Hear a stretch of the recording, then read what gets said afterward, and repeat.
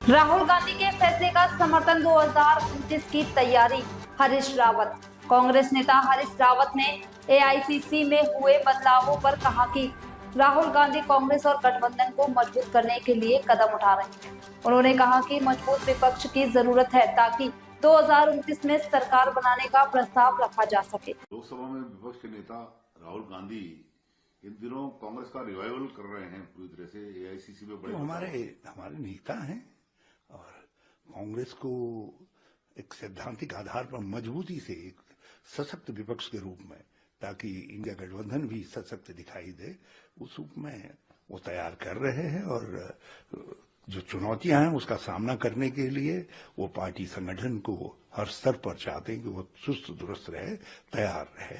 और हम उनके इस प्रयास का सबको स्वागत करना चाहिए और भगवान केदारनाथ उनको आशीर्वाद दे, अपने प्रयास में सफल हों, ताकि हम जो विपक्ष धर्म है टू अपोज द गवर्नमेंट और टू डिपोज द गवर्नमेंट, हम ये दोनों कर्तव्य पूरा कर सकें और उसके बाद अपने संगी साथी इंडी गठबंधन के लोगों के साथ मिल करके गवर्नमेंट प्रपोज कर सकें 2029 में। रावत जी, 8 और 9 अप्रैल को बड़ा अधिवेशन गुजरात में होने जा रहा है कांग्रेस का। जी, वो अधिवेशन एक नई हुंकार ललकार के साथ, ताकि गांधी आज सबसे ज्यादा यदि किसी चीज को मिटाने की कोशिश हो रही है बिना कहे, गांधी का बार बार नाम लेकर के ही गांधीत्व को मिटाने की कोशिश हो रही है। शांति, सहिष्णुता, सद्भावना, समरसता, ये तो गांधी के मूल वो थे, मूल सिद्धांत।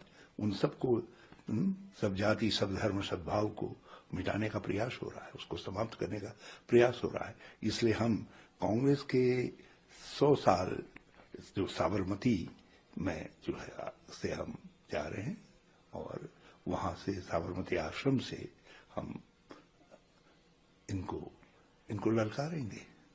सब इसी गुजरात में गांधी के उसको अभियान को जो है उसको वहीं से हम एक बार फिर से याद करते हुए उनको ललकारेंगे।